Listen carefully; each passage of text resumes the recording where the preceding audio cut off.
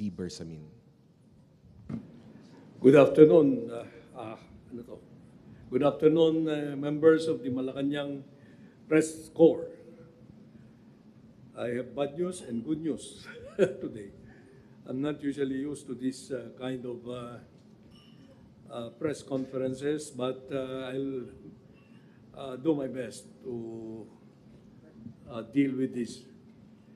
First, I would like to announce that as far as I am concerned, the Executive Secretary, the President declined the courtesy resignation that I tendered.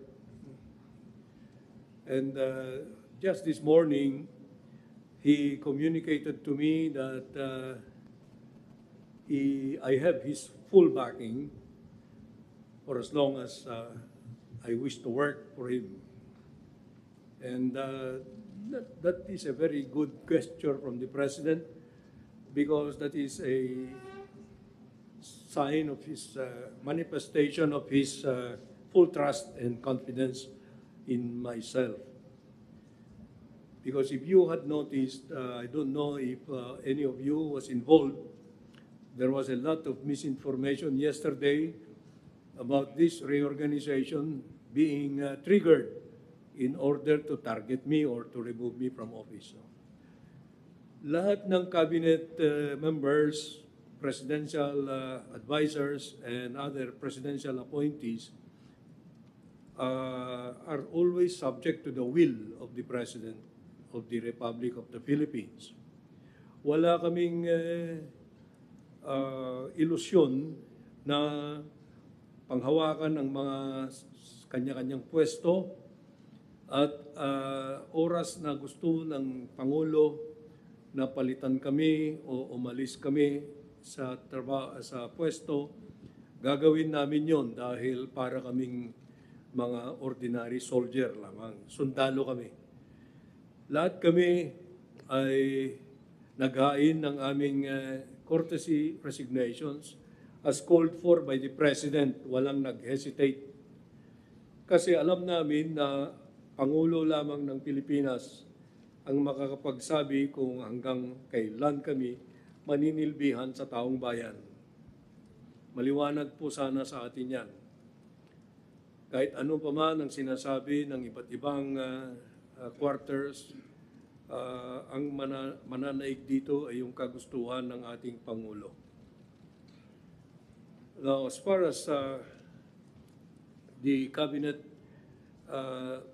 or the number of resignations, yung mga nag-resign, courtesy resignation, as of the time that we started this press conference, there have already been about 52 who have submitted. So, makikita nyo dyan yung extent ng panawagan ni Presidente. Lahat ay sumasang-ayon sa panawagan, nag-submit ng courtesy resignation. So nasa kamay na talaga ng Pangulo ng Pilipinas kung sino-sino sa amin, sa 52 na yan, and probably more, ay mariretain. Walang alinlangan yung mga yan. So, yan ang sitwasyon natin ngayon. It is my task to make these following announcements. No?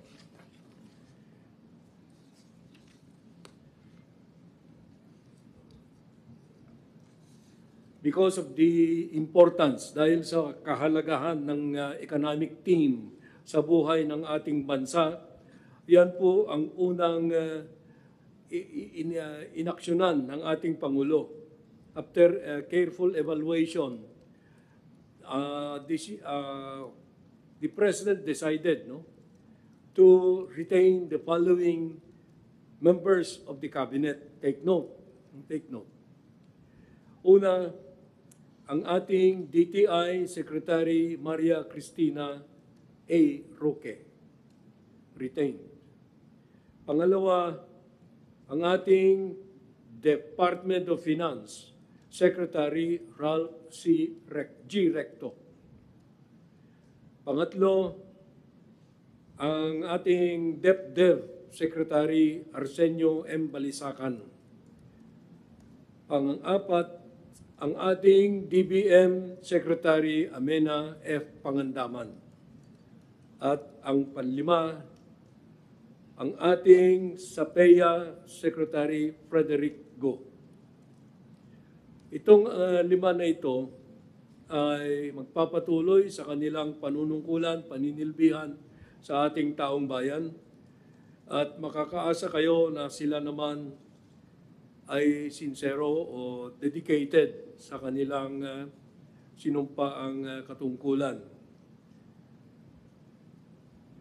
Now, yung mga ibang aksyon sa courtesy resignations ng ibang cabinet secretaries, in the coming days, magkakaroon ng more careful evaluation. Ang urgent kasi itong economic team. We will make the announcements as the decisions are made.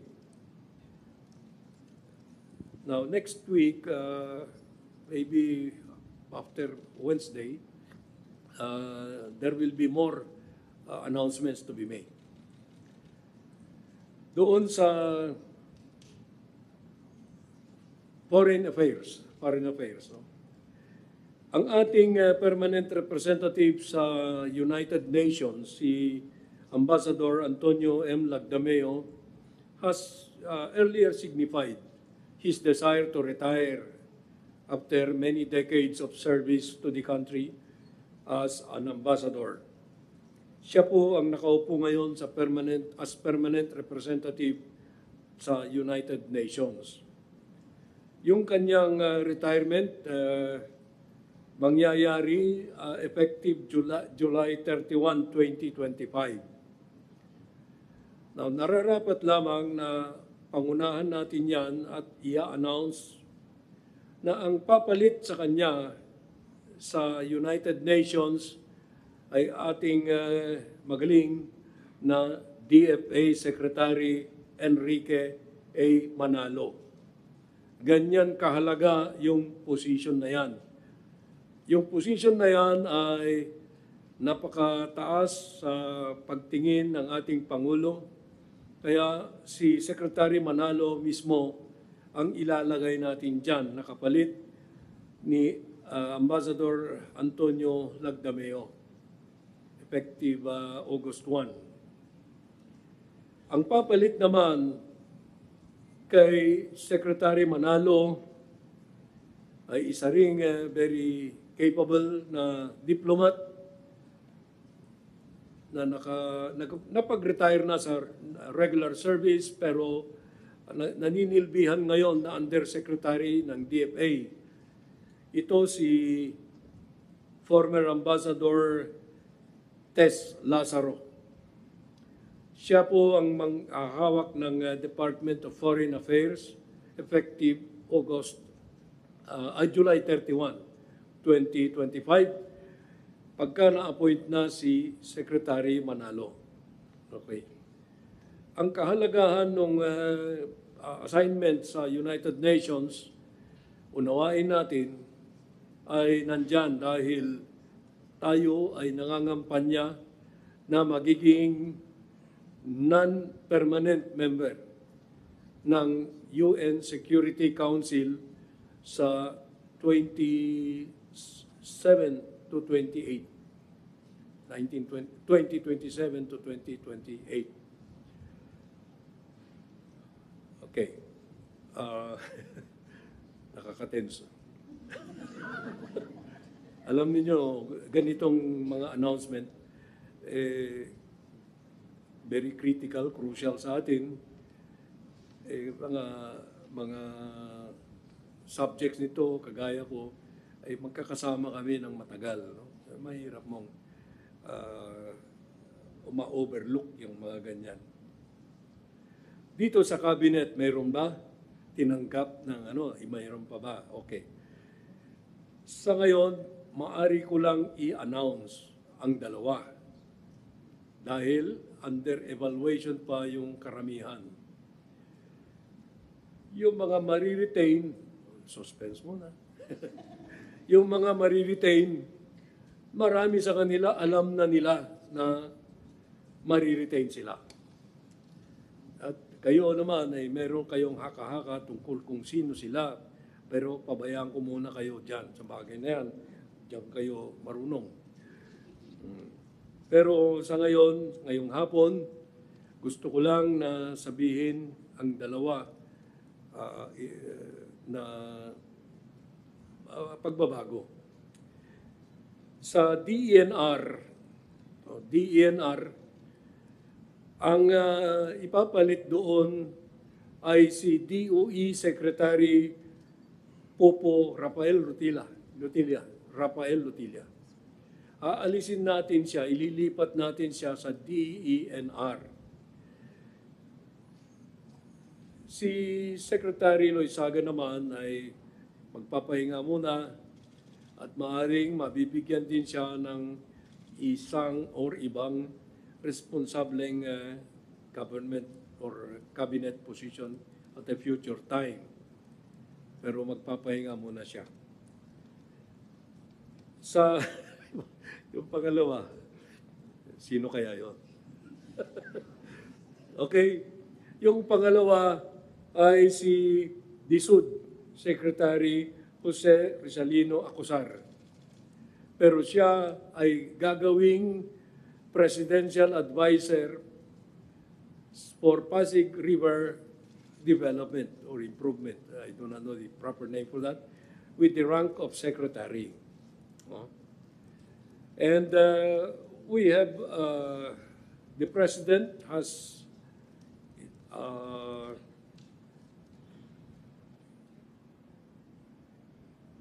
he is going to be replaced by a former Undersecretary sa DSUD, si Engineer Jose Ramon Aliling.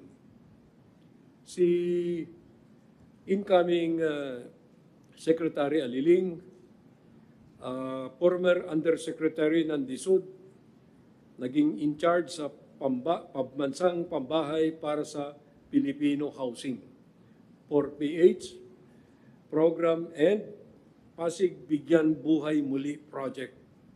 Ibig sabihin, hindi na siya bago sa DSUD. Siya po ay President ng Chief Executive Officer ng Jose Aliling Construction Management Group of Companies. Ito ay well-known for managing construction projects, big construction projects everywhere. Kaya meron siyang track record na maganda. He's the youngest president of the Construction Management Association of the Philippines and the first awardee of the TOYM for civil engineering.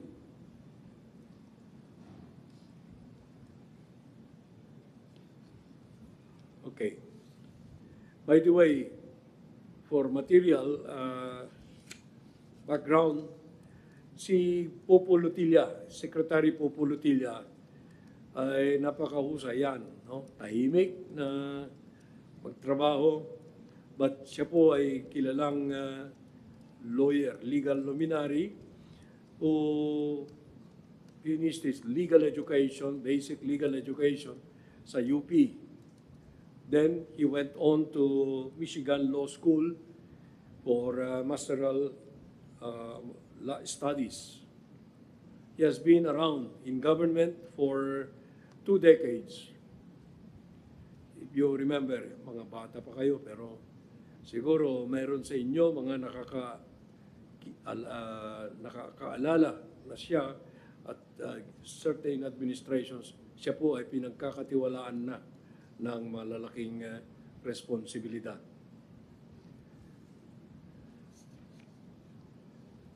Okay, just before coming over, may pinakita sa akin na hindi ko ano ba tawag doon, vlog o ano, binabatikos pa rin ako. Hindi na sila humihinto. Alam nyo, hindi na sa akin yan tumatama eh. Sa kanila na mismo dahil sinungaling sila. Ganun lang. I'm not that concerned. Pero hindi na natin pag-uusapan yan. Basta sinabi ko, tigilan na nila. Kasi walang mangyayari. Tapos na laban nila. So with that, may I request the moderator to start the ball rolling. By the way, before we do that, to my right is Undersecretary Leonardo Roy Cervantes. And to my left is a massive figure, like Undersecretary Al-Asri Muhammad Sali. They are my undersecretaries in the Office of the Executive Secretary. So, thank you. Yes, for our first question, Ivan Maydina, GMA7. No, Secretary, gentlemen. Sir, nabanggit po kahapon kabilang sa mga magiging basihan sa desisyon who gets retained and who gets replaced ay performance and issues of corruption. Sa mga mapapalitan po, ano hong nangyari? Ano hong naging basis kung bakit sila matatanggal? Secretary? Si Secretary Loizaga, walang issue na corruption dyan. Maybe there is just a perception, I don't know how fair or unfair that perception is, na mas ma-limit siya sa labas ng bansa. Yun ang recurring na pinapadating sa amin.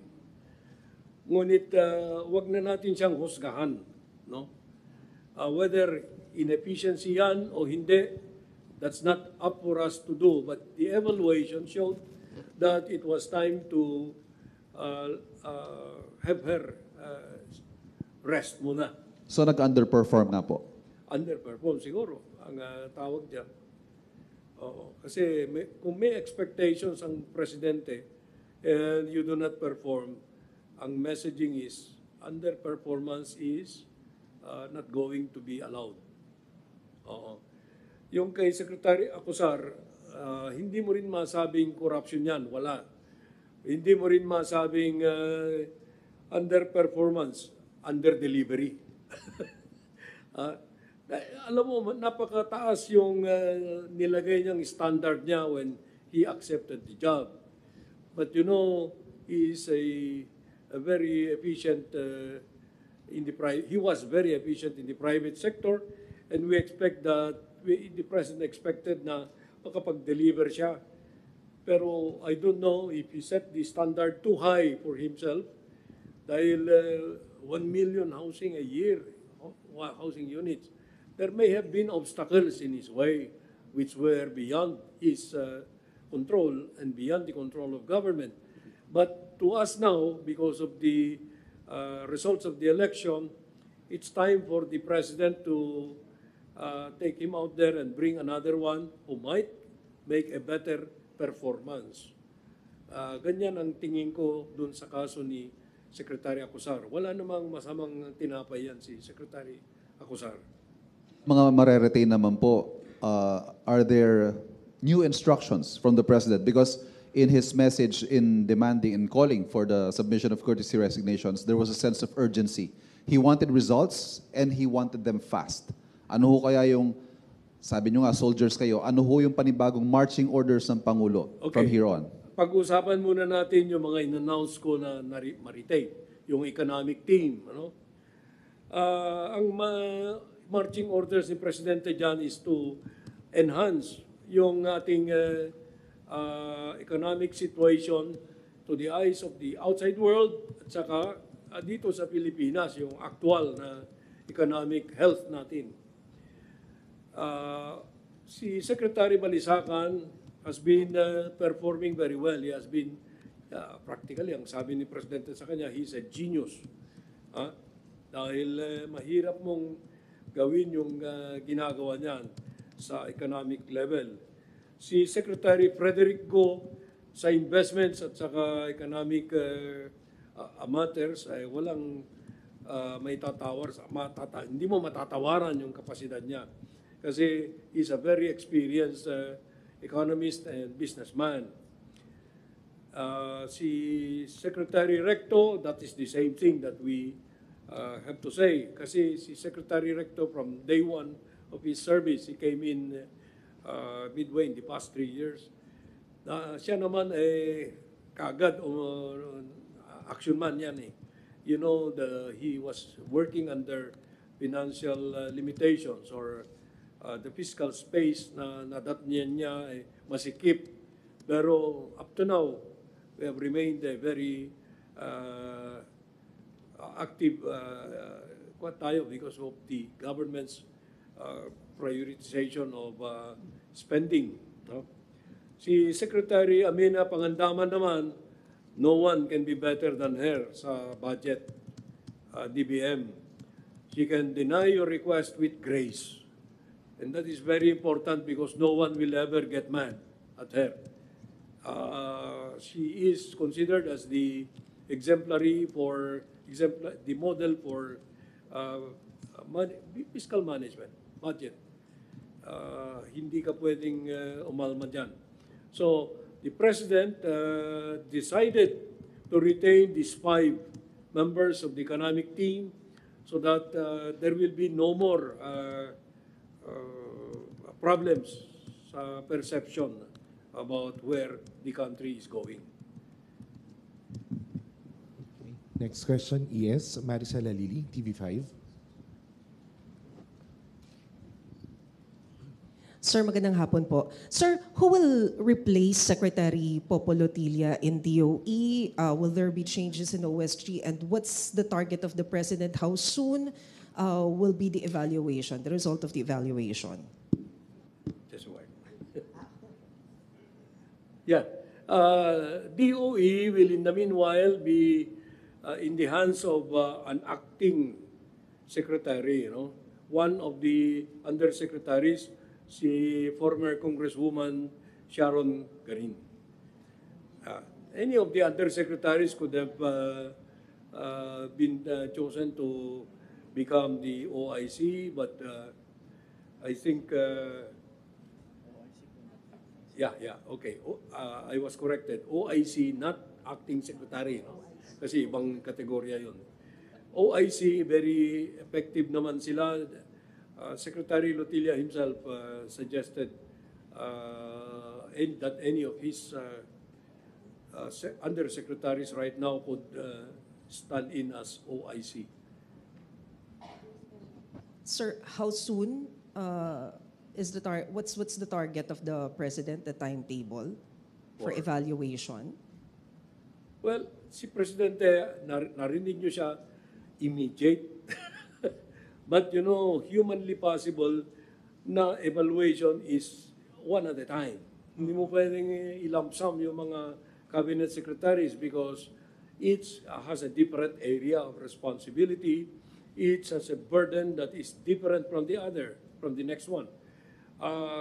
If you will give me the liberty of saying, yung pag-evaluate, you must also be careful. Hindi ka pwedeng arbitrary dyan. You know that the President loves us all. And he joked yesterday during that presentation in the Kalayaan Hall when he was saying, I greet also the members of the cabinet. Do I still have a cabinet? Sabi niya, no? But that's not the reality of it. There is an evaluation ongoing now of performance. But each cabinet secretary will be evaluated depende sa tasks, depende sa goals ng kanyang department or agency. Sir, former ES Vic Rodriguez said that there's no need for courtesy resignation, to call for courtesy resignation of all cabinet secretaries because the core problem is the President himself. Optics lang daw. Alam mo si Vic Rodriguez, daldal ng daldal yan eh. Do you listen to him? Huh? Why was he taken out of the office? Wala pa siyang 3 buwan. Gusto niya makipag-away, wag na. Kaya mo, kantyaw lang siya eh. Kantyaw ng kantyaw. That's when you see, in the middle of night, a dog barking at the fence. If you want to get up, you get up and throw stones at that dog. But we will not do that to him. Wag na nating pansinin. Salamat, ES. Next question, Tristan Nadalo, Newswatch. Hi sir, good afternoon po. Sir, based dito sa initial na results nung evaluation po, no, baka lang may perception yung tao walang bagong pumalit or parang new breed na dinagdag. Are we expecting the President na may mga idadagdag siya talagang wala doon sa initial na list, sir? Yes, alam mo, mahirap natin i-prejudge yung actions that will be taken. But you can be sure that the President really wants to be responsive to the popular clamor for performance, for change. Alam nyo, one time, recently lang, sinabi niya na we seem not to be delivering to the common tao because they are the greater number of our people. So what must we do? We must have action men. So you can be sure that that is the direction that this, I'm not calling this a purge, it's a cleansing. Dahil gusto ni Presidente talaga, mahal niya ang taong bayan eh.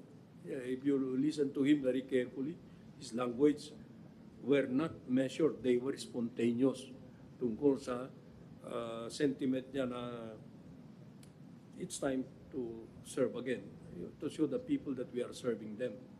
Yun, standard. Just a follow-up na lang po. Yung action man, sir, ibig sabihin may mga bagong papasok na wala doon sa original list ng... Hindi naman. Maaring meron. No? I cannot just say that now because until the President has decided, no one can second guess what the President really has in his heart. Okay? Now, you know that the President, based on how you observed him, is a sincere individual. He has been very frank. Wala siyang tinatago eh. Walang disguise. So, when the time comes for each of the individuals, 52 na ang nag-submit, we do not know how this 52 will fare. No? Meron na tayong 5 na na-retain and 2 na pagbabakasyonin. Literally. Okay? I think that's all, ES. Thank you very much. You can- We have one more. Yes, yes. Eden Santos po from Net25. Good afternoon po, ES. Pwede naman daw pong sibakin ni Pangulong Marcos, yun pong mga gusto niyang alisin, bakit nagpasubmit pa raw po ng courtesy resignation. And pasensya na po if I have to ask this, di daw po ba ito parang pampapogi lang sa public? Ay, alam nyo, mahirap naman na sabihin nyo kung ano ang dapat, hindi na kailangan na mag-courtesy resignation. Ilagay ninyo ang sarili ninyo sa aming pwesto. Kung tamaan mo yung isang tao, ano ang lalabas na mukha mo? It's best that we did it this way so that it will be more honorable for them. Hindi naman kami yung diktador na magsasabi, oy, wala ka na, sisipain mo na. When I said that we are all serving at the will of the President, at the President's pleasure, we have to humanize. So, demanding a courtesy resignation is the best way of doing it because all that you can do is just to accept. And that's the end of the debate. You don't really need to follow what others are saying because they are not in the saddle. They may have different views of it when their time comes, if ever that time will come. Pero the best advice is our own counsel, our own conscience. A quick follow-up lang po. Can you consider it as a failure po on the part of the President na nakapaglagay po siya, nakapagtalaga ng mga official na underperforming or not performing well? And meron po ba tayong timeline kung kailan po mararamdaman ng ating mga kababayan itong mas maganda at maayos na serbisyo sa public sa mga bago? Dalawang tanong yan. Yung unang tanong mo, ikaw ba pag meron kang niligawan, alam mo ba na may... Ibig sabihin nun, at the start, you do not know how this guy will perform. So that's more or less a very... hindi ko masabi kung anong tanong yan. Yung pangalawa na tanong mo, ano na ba yun? Mararamdaman, kagad. Wala nang iba eh. Kung ang trabaho mo ay mag-deliver ng tinapay, deliver ka ng masarap na tinapay. Ganun lang. Hindi naman pwedeng, bukas pa. Wag. Ngayon na. Kasi taong bayan naghihintay. Thank you very Kala ko, much. tatanungin mo na naman yung political. Thank you very much, Executive Secretary Lucas P. Bersamin.